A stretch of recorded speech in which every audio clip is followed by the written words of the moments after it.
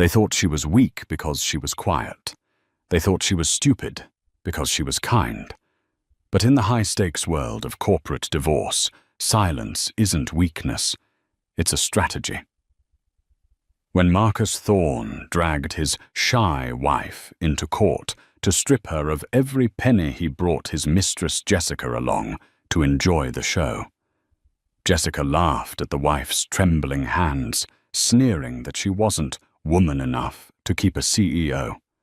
But neither of them knew the terrifying truth buried in the financial disclosures. Marcus didn't just work for a company. He worked for her company. And the gavel was about to drop on the most brutal reality check of their lives. The fluorescent lights of the Superior Court of Delaware hummed with a low, irritating buzz that seemed to grate against Mira Vance's temples. The air inside courtroom 4B smelled of floor wax and old paper, a sterile scent that did little to mask the stench of a marriage rotting from the inside out. Mira sat at the defendant's table, her hands folded neatly in her lap. She wore a simple charcoal grey dress, off the rack, unpretentious and intentionally dull. Her hair was pulled back in a severe low bun, and she kept her gaze fixed on the mahogany grain of the table. To the casual observer, she looked defeated, broken. A woman who had been discarded and was now waiting for the final sweep of the broom. Across the aisle, the atmosphere was entirely different. Marcus Thorne, her husband of 6 years, sat sprawled in his chair, radiating the arrogance of a man who believed he had already won. He was wearing a bespoke Italian suit, the navy fabric shimmering slightly under the lights. He checked his Rolex Submariner every 30 seconds, tapping his fingers against his briefcase. He was the regional director of Stratton Dynamics, a logistics firm that had seen a meteoric rise in the last 3 years. He was handsome, successful, and utterly convinced of his own invincibility. But it was the woman sitting in the first row of the public gallery who drew the most attention. Jessica Miller. She was 26, 10 years younger than Mira, and she made sure everyone knew it. She wasn't just the mistress, she was the replacement. She wore a bright crimson blazer that violated every unspoken rule of courtroom decorum. Her lips painted a matching shade of aggressive red. She leaned forward, her chin resting on her hand, watching Mira with a look of predatory amusement. "Mr. Thorne," Judge Arthur Pendleton said, his voice gruff as he shuffled through the thick stack of filings. "We are here to determine the preliminary division of assets and discuss the validity of the prenuptial agreement challenge. Your counsel may proceed." Marcus's lawyer, Clifford Sneed, stood up. Sneed was known in the city as a bulldog, a man who charged $800 an hour to eviscerate species. He adjusted his tie and smirked at Mira. "Your Honor." Sneed began, his voice smooth and oily. "My client, Mr. Thorne, has been the sole provider for this household for the entirety of the marriage. He has built his career at Stratton Dynamics through blood, sweat, and tears. He has worked 80-hour weeks while Mrs. Vance, well, frankly, Mrs. Vance, stayed home." Mira didn't flinch. She didn't look up. Sneed continued pacing the floor. "Mrs. Vance claims entitlement to half of Mr. Thorne's stock options and his performance bonuses. We find this laughable. She has contributed nothing to the household finances. She has no career, no public standing, and played no role in my client's corporate ascent. In fact, her social anxiety and refusal to attend industry events were a liability to Mr. Thorne's career." In the gallery, Jessica let out a short, audible scoff. It was loud enough to echo. When a few heads turned, she didn't apologize. She simply whispered to the person next to her. "It's true. She's a mouse. It's embarrassing." "Mr. Sneed," the judge warned, eyeing the gallery. Control your witnesses. Apologies, Your Honor, Sneed said, barely hiding a smile. The point stands. We are offering Mrs. Vance the townhome in Jersey and a one-time alimony payment of $50,000. In exchange, she waives all rights to Mr. Thorne's Stratton Dynamics equity and the primary estate in Greenwich. It was an insult. The Greenwich estate alone was worth $4 million. The stock options were worth 10 times that. And if she refuses, the judge asked, then we will prove that she violated the moral clause of their marriage by failing to support the marital union, Sneed threatened. We will prove that her shyness was actually emotional neglect of my client. Finally, there was movement at Mira's table. Sitting beside Mira was not a bulldog lawyer. It was a man named Robert Sterling. He was older, perhaps in his 60s, wearing a suit that looked expensive but dated. He wore wire-rimmed glasses and had spent the last 20 minutes silently reading a document, ignoring Sneed entirely. Sterling looked up, removing his glasses. Is the plaintiff finished posturing, Your Honor? Sneed bristled. I am stating facts. You are stating delusions, Clifford, Sterling said softly. He didn't stand up. He just leaned back. We reject the settlement. In fact, we are countersuing for full disclosure of assets. We believe Mr. Thorne has hidden accounts in the Cayman Islands under the shell company Blue River, LLC. Marcus froze. The tapping of his fingers stopped instantly. He shot a look at Sneed. Objection, Sneed roared. This is fishing. There is no proof of such accounts. We have the routing numbers, Sterling said, sliding a single piece of paper across the table toward the court clerk. And we are also petitioning to subpoena the travel records of Ms. Jessica Miller to cross-reference them with Mr. Thorne's business trips to Zurich and Milan. Jessica's smirk vanished. She sat up straight, her crimson blazer suddenly looking less like a power suit and more like a target. This is absurd, Marcus hissed, leaning toward his lawyer. Fix this. Your Honor. Sterling continued, his voice gaining a steely edge. Mr. Thorne claims his wife was a liability. He claims she is shy. He claims she is weak. We intend to prove that Mr. Thorne's success is not only built on sand, but that he has been stealing the sand from his own backyard. The judge raised an eyebrow. Those are serious accusations, Mr. Sterling. I hope you have more than routing numbers. Oh, we have much more, Sterling said, finally looking at Marcus. We have the truth. Marcus glared at Mira. For the first time all morning, she lifted her head. Her eyes were dry, clear, and terrifyingly calm. She looked at Marcus, then shifted her gaze past him to Jessica. She didn't smile. She didn't frown. She just looked at them with the cold detachment of a scientist examining bacteria in a petri dish. Recess until 100 p.m., Judge Pendleton announced, banging the gavel. As the room cleared, Marcus shot up and buttoned his jacket aggressively. He leaned over the table toward Mira. You think a cheap lawyer and some fake documents are going to scare me? Elle, Marcus whispered venomously.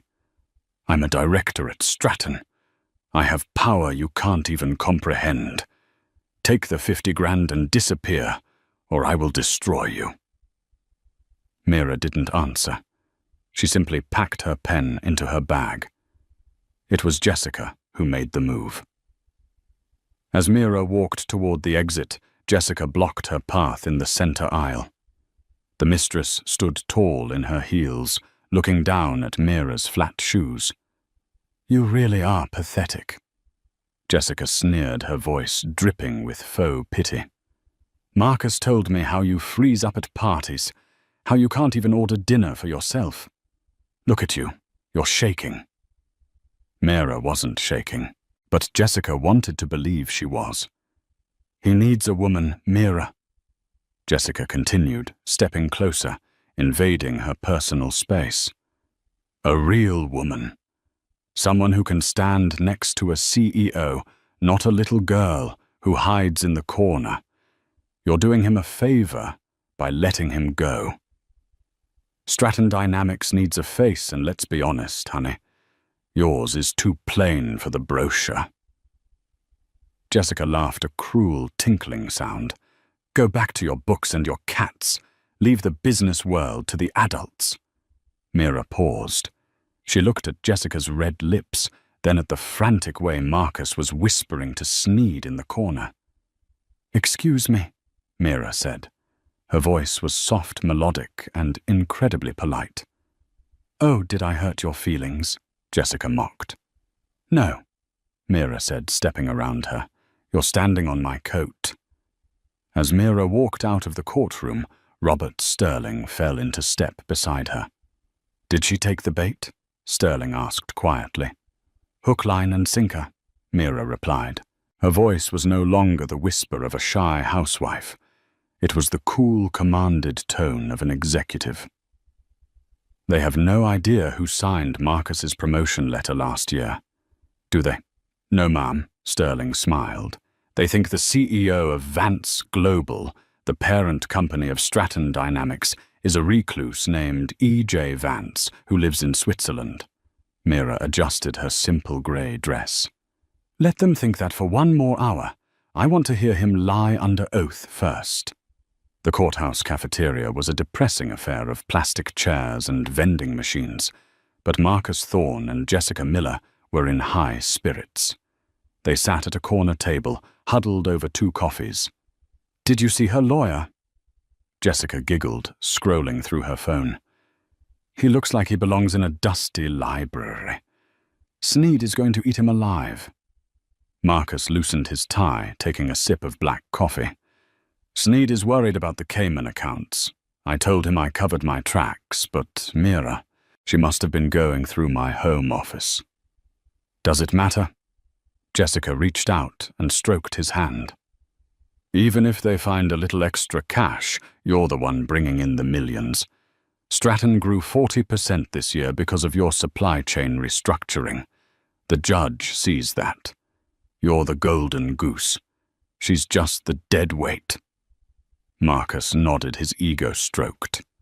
"You're right. I made that company what it is. The board loves me. Hell, I'm expecting a tap for the VP role next quarter. Once I drop Mira, I'll have the image to match the title." He looked at Jessica appreciatively. This was what he wanted. Flash, confidence, someone who looked good on his arm at the galas. Mira had always hated the galas. She would stand by the buffet, clutching a glass of water, refusing to schmooze with the investors. Marcus found it infuriating. He needed a partner who could charm, manipulate, and conquer, like Jessica. "What did you say to her in the aisle?" Marcus asked, grinning. "I told her the truth," Jessica smirked, "that she's too shy for the big leagues, that the CEO's wife needs to be a lioness, not a mouse." Marcus laughed. "She probably went to the bathroom to cry." Across town, in a sleek, soundproofed office inside a glass skyscraper, the scene was very different. Mira Vance was not crying in a bathroom. She was standing at a window overlooking the city skyline, a phone pressed to her ear. The office was minimalist and imposing. The name on the frosted glass door read, E.J. Vance, Chairman of the Board. "Yes, Richard," Mira said into the phone. Her voice was crisp. "I need the forensic audit on the logistics division of Stratton Dynamics, finalized by 2:00 p.m. On the other end of the line was Richard Halloway, the chief financial officer of Vance Global. Vance Global was a massive conglomerate that owned shipping lines, tech firms, and pharmaceutical labs. Stratton Dynamics was just one of their many subsidiaries, a mid-sized logistics arm that they had acquired 5 years ago. "We have the data, Mira," Richard said. It's worse than we thought. He wasn't just hiding assets from you. He was cooking the books at Stratton to inflate his bonus structure. He's been routing phantom shipments through a shell company in Nevada. Mira's eyes narrowed. Phantom shipments? Yes, he bills the parent company us for logistics services that never happen. Then he pays the vendor, which is actually his own shell company. He's stolen about $3 million from the company in the last 18 months. Mira let out a long, slow breath. So he's not just a cheater. He's an embezzler. Correct. And Mira, if this comes out in court, the stock price for Stratton will take a hit. Let it take a hit, Mira said coldly. I can rebuild Stratton. I cannot rebuild my dignity if I let him walk away thinking he's smarter than me. Are you sure you want to do this in the divorce court? Richard asked. We could handle this internally. Fire him quietly. No. Mira turned away from the window. She caught her reflection in the glass. She didn't look like the mouse Marcus thought she was. She looked like her father, the man who had built this empire from dirt. He dragged me into public court to humiliate me. He brought his mistress to laugh at me. He wants a show, I'll give him a finale. Understood, Richard said. I'm emailing the files to Robert Sterling now. Mira hung up. She looked at the clock. 12:15 p.m. She walked over to a locked cabinet in her office. Inside hung a garment bag. She unzipped it. Inside was not a grey, shapeless dress. It was a sharp, tailored white power suit, Yves Saint Laurent. It was the kind of suit a woman wore when she was about to acquire a country or destroy a man. She ran her hand over the fabric, then zipped it back up. Not yet, she told herself. Part 3 needs the mouse costume. She had to play the part for just a little longer. She needed Marcus to testify. She needed him to say on the record under penalty of perjury that he was the sole reason for the company's success. She needed him to claim full responsibility for Stratton Dynamics. Because once he claimed the success, he also claimed the crime. At 1:00 p.m., the court reconvened. The air was heavier now. The sun had moved, casting long shadows across the defense table. Marcus was back in the witness box. Sneed was pacing in front of him. Mr. Thorne, Sneed asked, playing to the gallery. Can you describe your role at Stratton Dynamics? Marcus sat up straight, adjusting his cuffs. I am the regional director. I oversee all supply chain logistics for the Northeast Corridor. When I took over, the division was failing. I turned it around. I implemented new strategies, cut dead weight, and tripled our revenue. And your wife? Sneed asked. Did she assist in this strategy? Marcus chuckled. Mira doesn't understand business. She finds it overwhelming. She prefers to stay home and garden. She doesn't even know the names of my biggest clients. I tried to explain the corporate structure to her once, and she looked like a deer in headlights. In the gallery, Jessica covered her mouth to hide a laugh. So it is fair to say, Saul, Sneed concluded that the accumulation of wealth during your marriage was entirely due to your intellect and effort. 100%, Marcus said firmly. And you have disclosed all assets related to this success. I have. My life is an open book. Robert Sterling stood up. He didn't look like a sleepy old man anymore. He picked up a thick stack of papers that had just been delivered by courier. The ink was still fresh. Your witness, Sneed said dismissively, sitting down. Sterling walked to the podium. He placed the stack of papers down with a heavy thud. Mr. Thorne, Sterling began, his voice deceptively polite. You work for Stratton Dynamics, Are you aware of who owns Stratton Dynamics? Marcus rolled his eyes. Of course. It's a subsidiary of Vance Global. Correct. A massive international conglomerate. Have you ever met the chairman of Vance Global? No. Marcus scoffed. E.J. Vance is a ghost. Nobody sees him. He runs things from Europe. But my numbers are so good, he leaves me alone. E.J. Vance, Sterling repeated. Interesting initials. Tell me, Mr. Thorne, what is your wife's middle name? Marcus paused. He frowned. He looked at Mira, who was staring at her hands. Jane, Marcus said. Mira Jane Vance. Why? And her maiden name, Vance. We have the same last name. It's a coincidence. A common name. Is it? Sterling smiled. It was a shark's smile. So you believe it is a coincidence that your wife, Mira Jane Vance, shares a name with the reclusive owner of your parent company, E.J. Vance. The room went silent. Marcus blinked. He looked at the judge. He looked at Sneed. Sneed was no longer smiling. He was frantically flipping through a file. What are you getting at? Marcus demanded, his voice rising. My wife is a housewife. She's nobody.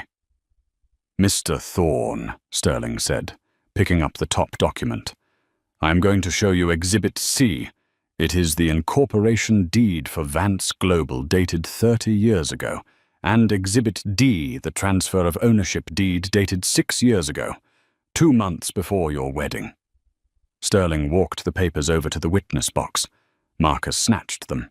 His eyes scanned the legal jargon. His face went pale. Then it went grey. Read the highlighted line, please, Sterling commanded. Marcus's voice shook. Ownership transferred solely to Mira J. Vance. Louder, please, for the record, Sterling said. Mira J. Vance, Marcus whispered. He looked up, horrified. He looked at the mouse at the table. Mira slowly lifted her head. She locked eyes with Marcus. And then, for the first time in years, she smiled. It wasn't a nice smile. She's not just a housewife, Mr. Thorne, Sterling boomed, turning to the gallery where Jessica sat with her mouth open. She is the CEO of the parent company that signs your paychecks. She is the chairman of the board. She is your boss. That's impossible, Jessica screamed from the gallery, standing up. She's shy. She can't even order a pizza. Sit down, Ms. Miller. The judge banged his gavel. One more outburst, and you will be held in contempt. It's a lie, Marcus stammered. She never told me this is entrapment. She lied to me. She didn't lie, Sterling corrected. She just never mentioned work at home. Because you never asked. You were too busy explaining business to her. Tell me, Mr. Thorne, do you recall explaining supply chain synergy to the woman who owns the shipping fleet you use? Marcus was hyperventilating. But that's not the worst part, Sterling said, his voice dropping an octave. He picked up the second stack of papers, the forensic audit. Since Mrs. Vance is the owner of the company, any theft from the company is in essence theft from her personal estate. And since you just admitted under oath that you take full responsibility for Stratton's finances, Sterling dropped the audit report on the railing of the witness box. Can you explain why Stratton Dynamics has paid $3.2 million to a consulting firm registered to a Jessica Miller in the last 2 years? Every head in the courtroom turned to Jessica. She froze, her crimson blazer, suddenly feeling like a prison uniform. The silence in courtroom 4B was shattered by the sound of Clifford Sneed Marcus's bulldog lawyer slamming his file shut. The confident smirk that had plastered Sneed's face all morning was gone, replaced by the frantic, sweaty sheen of a man realizing his career was about to implode. "Your Honor," Sneed stammered, stepping away from his client as if Marcus were radioactive. I must request a recess. I was not made aware of any criminal implications regarding Stratton Dynamics. I was hired to litigate a divorce, not defend against grand larceny." "Sit down, Mr. Sneed." Judge Pendleton barked his eyes like flint. "Nobody is going anywhere. The bailiff will secure the doors. If there is evidence of felony fraud being presented in my courtroom, we are going to hear it right now." Marcus Thorne sat slumped in the witness box, looking like a man who had been punched in the gut. He gripped the railing, his knuckles white. He looked at Mira, desperate for a sign of the timid, submissive woman he had married. He wanted her to look down. He wanted her to wring her hands. But Mira was looking at him with an expression of absolute boredom. "Mr. Thorne," Robert Sterling continued, his voice echoing off the high ceilings. "Let's discuss Miller Consulting. You authorized 24 separate payments to this vendor over the last 18 months. What services did Ms. Miller provide to a global logistics firm?" Marcus opened his mouth, but no sound came out. He looked at Jessica in the gallery. Jessica stood up, her face a mask of panic. I did consulting, lifestyle consulting for the executives." "Sit down," the bailiff warned, moving toward her. Sterling ignored her and pulled another sheet of paper from the stack. "Interesting. Because, according to the invoices Marcus signed, Miller Consulting provided heavy freight optimization and maritime fuel auditing. Ms. Miller, do you have a degree in maritime logistics?" Jessica froze. The gallery murmured. "I didn't think so," Sterling said dryly. "Marcus, look at Exhibit G. This is a bank statement for Miller Consulting. It shows that within 24 hours of receiving payment from Stratton Dynamics, 40% of the funds were transferred to an offshore account in the Cayman Islands, an account held by Blue River LLC. Sterling paused for effect, walking closer to the witness box. "And who is the sole signatory of Blue River LLC?" Marcus closed his eyes. "I am." The trap snapped shut.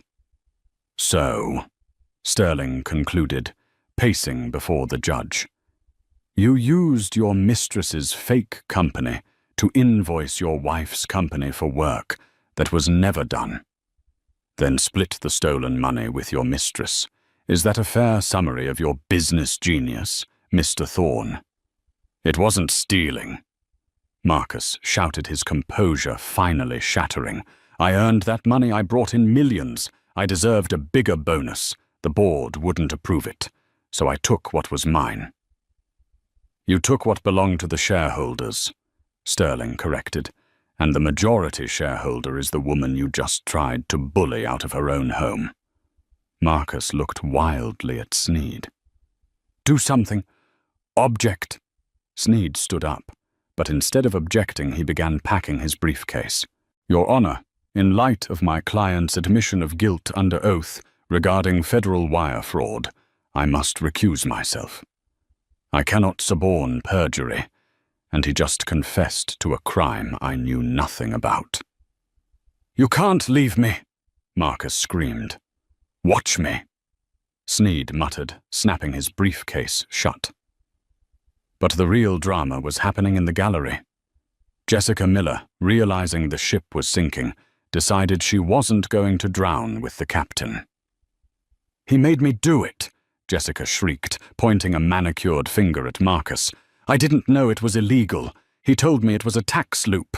He said he was the CEO effectively, and that he had permission. He used me." Marcus turned on her, his face twisting in rage. "You lying leech.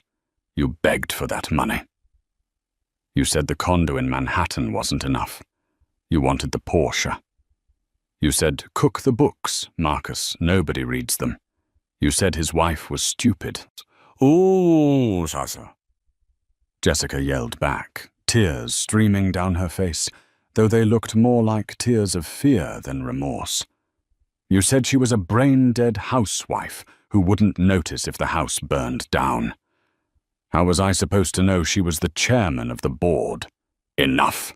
Judge Pendleton roared, banging the gavel so hard the wooden base cracked. Bailiff, take Ms. Miller into custody for potential conspiracy. Mr. Thorne, you are to remain in the witness box. We are notifying the district attorney's office. 2 officers moved toward Jessica. She kicked and screamed her power suit, now just a costume for a common criminal. Mira, Mira, help me. I'm a woman just like you. He manipulated us both. Mira didn't even blink. She watched Jessica get dragged out the side door with the dispassionate interest of someone watching a garbage truck collect the weekly refuse. Then she stood up. Mr. Sterling, Mira said clearly. Her voice carried to the back of the room without a microphone. I would like to address the court. Mrs. Vance. The judge said, his tone noticeably more respectful than it had been an hour ago. You are not under oath, but given the circumstances, please proceed. Mira walked out from behind the defense table. She didn't walk to the witness box. She walked to the center of the room, standing directly between Marcus and the exit. The transformation was complete. The slump in her shoulders was gone. Her chin was high. The shy Mira, who stuttered at dinner parties, had evaporated. In her place stood E.J. Vance, the woman who negotiated trade deals with nations. She looked at Marcus. He was trembling. You want to know why I was shy, Marcus? Mira asked softly. The room was deadly silent. Even the court reporter stopped typing for a second to look at Mira. Marcus looked at her, his eyes wide with fear and confusion. Elle, please, we can fix this. I'm your husband. You asked why I was shy, Mira repeated, ignoring his plea. She paced slowly, her heels clicking rhythmically on the floor. I wasn't shy, Marcus. I was careful. She turned to the judge. Your Honor, my father founded Vance Global. I grew up in boardrooms. I learned to read balance sheets before I learned to ride a bike. But I also learned something else. Men like Marcus don't want a partner. They want an audience. She turned back to Marcus. When we met 6 years ago, I was tired. I was tired of men trying to date me for my portfolio. I was tired of suitors who Googled my net worth before they asked for my last name. So when I met you, a mid-level manager with ambition, I decided to run a test. I introduced myself as Mira. Just Mira. A quiet, supportive woman who wanted a simple life. Marcus swallowed hard. I loved you, Mira. In the beginning. You loved the reflection of yourself in my eyes, Mira corrected sharply. You loved that I listened to you brag for hours about your strategies. You loved that I never corrected you when you were wrong about market trends. You loved that I made you feel big by making myself look small. She took a step closer to the witness box. Marcus shrank back. I gave you everything, Marcus. I gave you a home. I paid off your student loans anonymously, of course. You thought it was a federal grant error. It wasn't. It was me. And when you applied for the director job at Stratton, you didn't get that on merit. You were fourth in line. I made the call. I put you there because I wanted to see if you could rise to the occasion. Marcus looked like he was going to be sick. You got me the promotion. I gave you the kingdom. Mira said, her voice dropping to a whisper that was louder than a scream. And all you had to do was be a decent man, honest, loyal, kind. She gestured to the empty seat where Jessica had been sitting. But you got bored. The shy wife wasn't enough for your ego. You needed someone flashy, someone who would help. You spend the money you thought you were earning, and when you realized your salary wasn't enough to impress your mistress, you decided to steal from my company. Mira walked back to her table and picked up a document. It wasn't a legal filing. It was a glossy photograph. Do you know what this is, Marcus? She held it up. It was a picture of Marcus and Jessica on a yacht in the Mediterranean. That was taken 3 months ago, Marcus whispered. Yes, on the Vance Global Corporate Yacht, Mira said. You booked it under the company account. You told the captain you were inspecting the maritime assets. The captain is my godfather. He called me 5 minutes after you boarded. He asked me, Mira, why is your husband here with a woman who is drinking champagne out of the bottle? Marcus buried his face in his hands. I have known for 3 months, Mira said. I watched you. I let you dig your hole. I waited for you to file for divorce. I wanted to see if you would have the decency to offer me a fair settlement. I thought maybe, just maybe, he'll feel guilty. Maybe he'll leave me the house and go quietly. She threw the photo onto the floor. But you didn't. You got greedy. You wanted to strip me bare. You wanted to kick the shy mouse into the street so you could move your mistress into my bed. You mocked me. You sneered at me. You underestimated me. Mira turned to the judge. Your Honor, the defense rests. We have no further questions for this employee. Employee? Marcus looked up, tears in his eyes. Mira, don't do this. I'll go to jail. Yes, Mira said simply. You will. And while you are there, you will have plenty of time to think about the irony. What irony? Marcus croaked. Mira leaned in her face, inches from the wooden railing. The board voted last week, Marcus. We were looking for a new CEO for the entire North American division. My father wanted an outsider, but I fought for you. I told them Marcus Thorne has potential. I was going to tell you tonight. I was going to reveal everything. I was going to hand you an empire. Marcus's jaw dropped. The color drained from his face so completely he looked like a corpse. You were going to make me CEO. I was going to give you the world, Mira said, standing up straight and smoothing her dress. But you were too busy stealing crumbs to notice. She turned her back on him. Mr. Sterling, she said to her lawyer, I believe we are done here.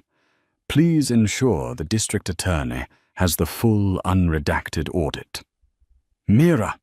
Marcus screamed as the bailiffs moved in to detain him. Mira, please, I love you.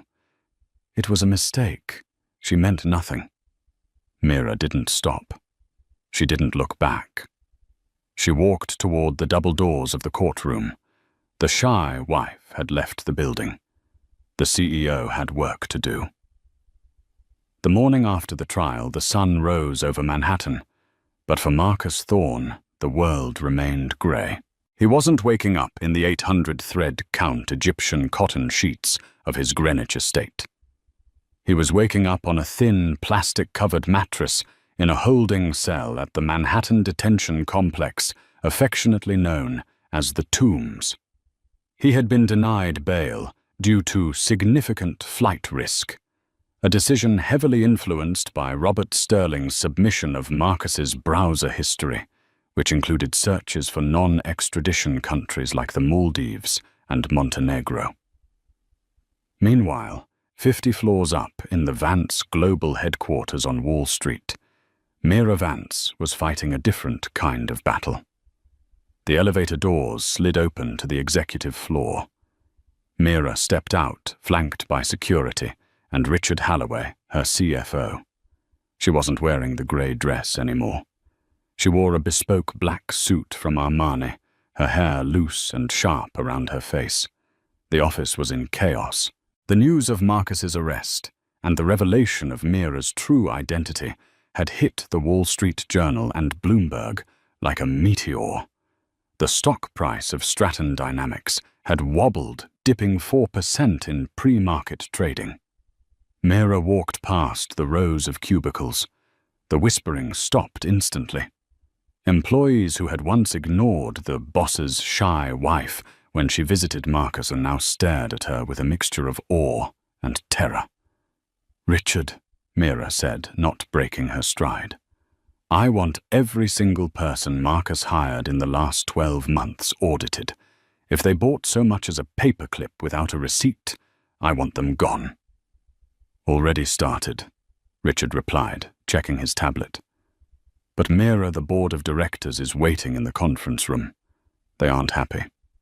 The stock dip has them spooked. Old man Galloway is calling for a vote of no confidence. He says your marital drama has compromised the company's integrity." Mira stopped. She turned to Richard, her eyes cold. "Galloway said that he did. He's rallying the other members. They think you let this go on too long. They think you were emotional." Mira smiled. It was the same dangerous smile she had worn in the courtroom. "Good. I've been wanting to retire Galloway for years. He just gave me the excuse." She pushed open the double doors of the boardroom. 12 men and 2 women sat around the massive oak table. The air was thick with tension.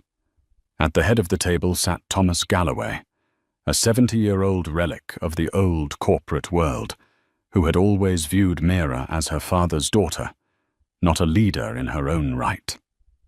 "Mira," Galloway said without standing up, "we have a crisis. The press is calling this a soap opera. Stratton is bleeding credibility. The board feels that you should step down as chairman temporarily until this mess is resolved. We need a leader who isn't distracted by a cheating husband." Mira didn't sit down. She walked to the head of the table, standing directly behind Galloway's chair.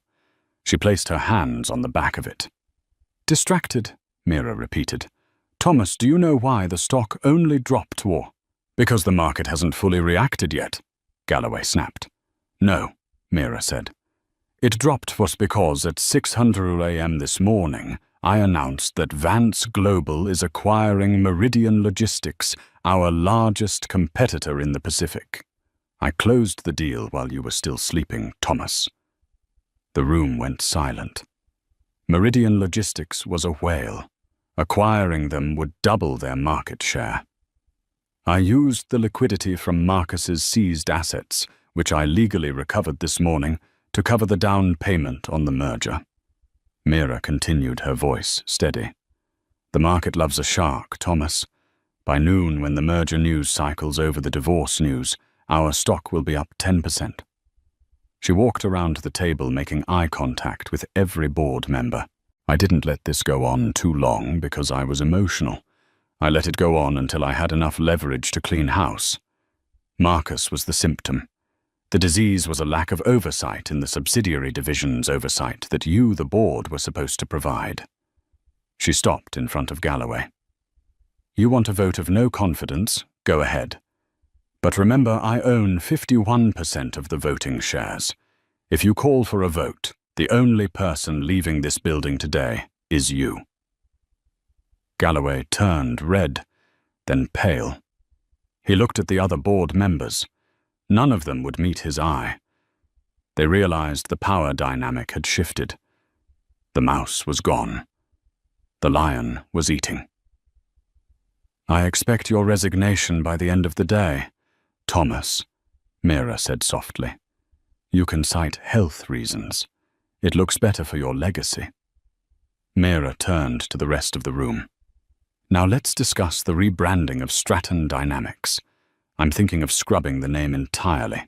Any suggestions?" While Marcus rotted in jail and Myra reconquered her boardroom, Jessica Miller was living a nightmare of a different variety. She had managed to post bail using the last of the money she had hidden in a safe deposit box, that the forensic accountants hadn't found yet. It was 50,000, nearly everything she had left. She walked out of the precinct, expecting cameras ready to spin her story. She had rehearsed it in the cell I was a victim to. Marcus groomed me. I'm just a young girl from Ohio who got swept up by a powerful man. But there were no cameras, no paparazzi. Just a grey, rainy street. She checked her phone. Her Instagram account, which had 50,000 followers and was her main source of validation, was gone. Account suspended for violation of terms of service. What? She shrieked, tapping the screen. No, that's my brand. She tried to log into TikTok. Banned. Twitter. Suspended. Mira hadn't just sued her. She had utilized the scorched earth policy of Vance Global's legal department to issue takedown notices for every platform, citing dissemination of criminal activity and harassment. Jessica had been digitally erased. Desperate, she hailed a cab to her apartment on the Upper East Side. The doorman, a man named Henry, who she usually flirted with to get packages, carried up, blocked the entrance. Ms. Miller, Henry said stiffly. You can't go up. What do you mean I live here? Jessica snapped. Move, Henry. The lease was in Mr. Thorne's name, paid for by Stratton Dynamics Corporate Housing, Henry recited from a clipboard. The lease was terminated at 9:00 a.m. this morning. The locks have been changed.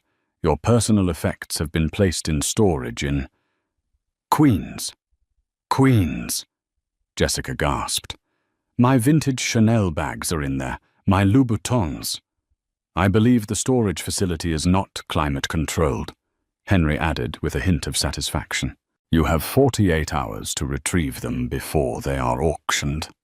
Jessica stood on the sidewalk, rain soaking her cheap prison release sweats.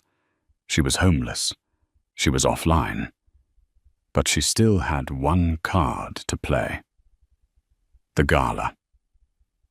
Tonight was the Metropolitan Children's Hospital benefit at the Pierre Hotel. It was the event of the season. Jessica knew that Marcus had bought a table for Stratton Dynamics months ago. Her name was on the list as his associate. If she could get in, she could find a reporter. Page 6 would be there. TMZ. If she could just tell her side of the story, sell the interview, she could get enough money to flee to Mexico. She went to a cheap motel, used her last credit card, which miraculously hadn't been declined yet, to buy a dress from a department store off the rack, and spent 3 hours doing her makeup. She had to look like a victim, but a beautiful one. At 8:00 p.m., she arrived at the Pierre. The flashbulbs were blinding. Limousines were dropping off senators, celebrities, and titans of industry. Jessica walked toward the entrance head high. She approached the check-in desk where a severe-looking woman with an iPad was managing the list. Name? The woman asked. Jessica Miller, she said confidently. I'm with the Stratton Dynamics table. The woman scrolled. She stopped. She looked up at Jessica, then signaled to a large man in a black suit standing by the velvet rope. I'm sorry, Miss Miller. That table was rescinded. Rescinded. That's impossible. Marcus paid for it. The table was repurchased, a voice said from behind her. Jessica turned around.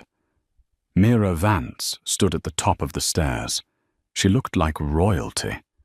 She was wearing a deep emerald gown by Oscar de la Renta that shimmered like dragon scales. Around her neck was the Vance diamond, a family heirloom worth more than the entire building they were standing in. Next to Mira was not a lawyer, but Julian Banks, the handsome 30-something CEO of Meridian Logistics, her new partner. Mira, Jessica breathed. She saw the cameras turning toward them. This was her chance. She threw herself into the role. Mira, she cried out, trying to summon tears. Please, you have to help me. I have nowhere to go. Marcus lied to me too. We're both victims here. The paparazzi went wild. Flash, flash, flash, Mira descended the stairs, slowly stopping 2 steps above Jessica. The height difference made Jessica look like a child.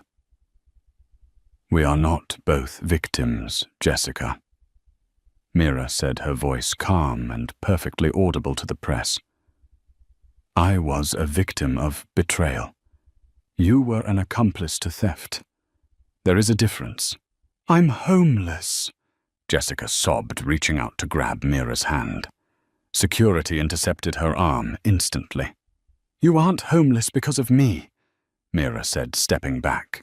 You are homeless because you spent 2 years living on money that wasn't yours. You bought purses instead of property. You bought status instead of security. And now the bill has come due.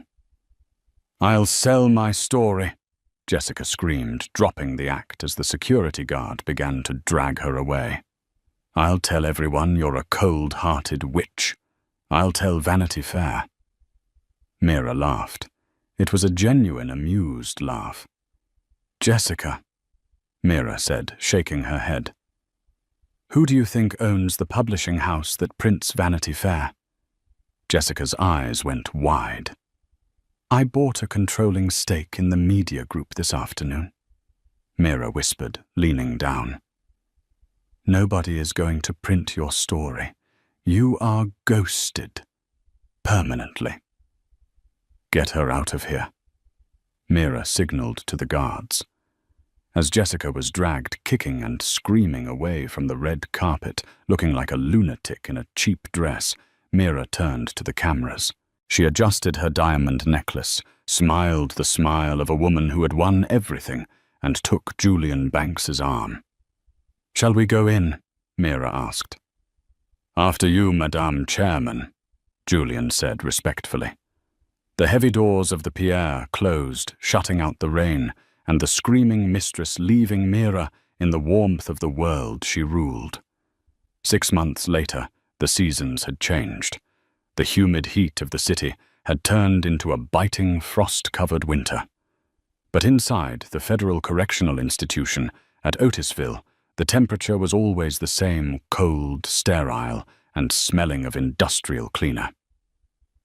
Marcus Thorne sat in the visitors' room. He had aged 10 years in 6 months. His bespoke Italian suits were gone, replaced by a khaki jumpsuit that hung loosely on his frame. He had lost weight. The arrogance that had defined his face in divorce court was completely erased, replaced by a hollow, haunted look. He wasn't waiting for Jessica. Jessica was currently serving 18 months in a minimum security facility in Connecticut, working in the laundry detail. She had tried to write to him once, blaming him for ruining her life. He hadn't written back. He was waiting for his lawyer, a court-appointed public defender named Mr. Henderson, who looked overworked and underpaid. Bad news, Marcus, Henderson said, sitting down and not bothering to open his briefcase. Did the appeal go through? Marcus asked, his voice raspy. Did they reduce the sentence? No. Henderson sighed.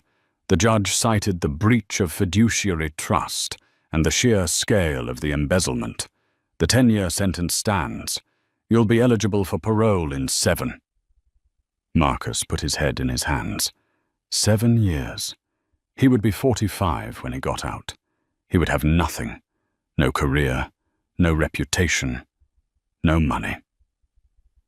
But there's something else, Henderson said, sliding a single envelope across the metal table. This arrived at my office this morning. It's from Vance Global Legal. Marcus's heart skipped a beat. Was it Mira? Was she finally reaching out? Maybe she had forgiven him. Maybe she was going to offer him a lifeline. He tore the envelope open with trembling hands. Inside, there was no letter, no handwritten note. There was only a glossy brochure and a clipping from the Financial Times. The headline read, Vance Global Shatters Earnings Records. CEO Mira Vance, named Businesswoman of the Year. Marcus stared at the photo. Mira looked radiant. She was standing on the deck of the corporate yacht, the same one he had used for his affair, holding a glass of champagne. Next to her was Julian Banks, the former competitor she had acquired. He wasn't just standing next to her. His hand was resting possessively, protectively on the small of her back, and Mira was leaning into him. But it was the brochure that crushed him.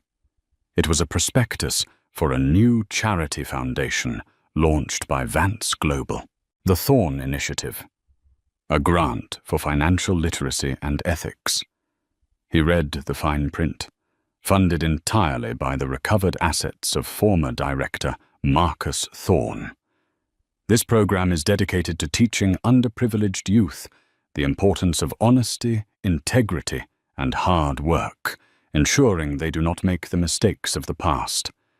She had named a charity after him. She was using the money he stole to teach children how not to be like him.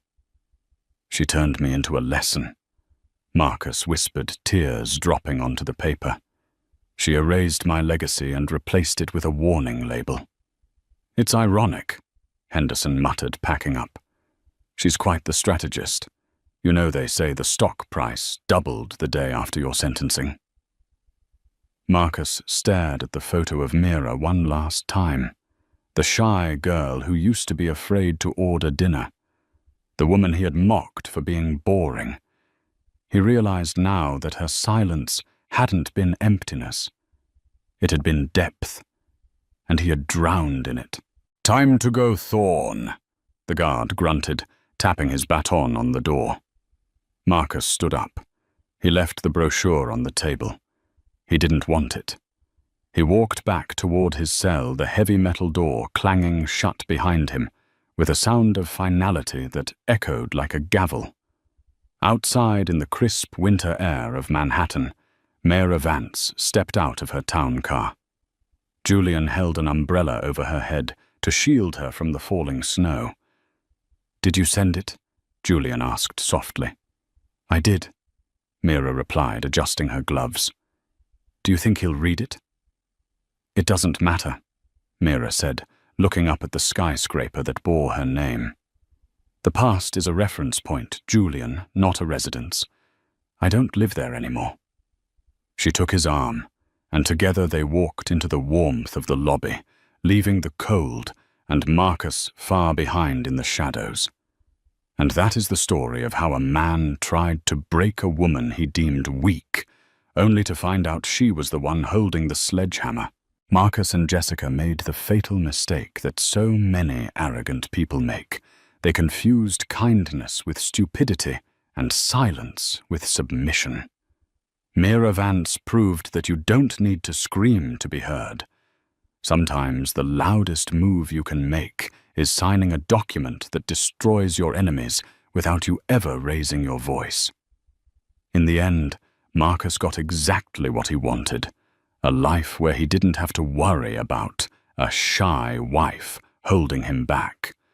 Unfortunately for him, he'll be living that life in a 6x8 concrete cell, while Mira rules the empire he was too greedy to inherit. If you enjoyed this story of high-stakes corporate revenge and ultimate karma, please hit that like button. It really helps the channel grow.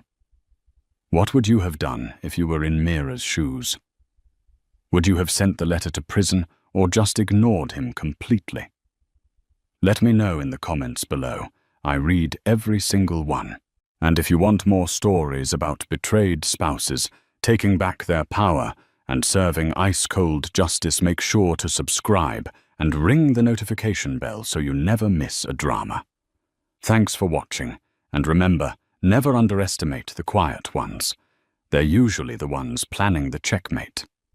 See you in the next video.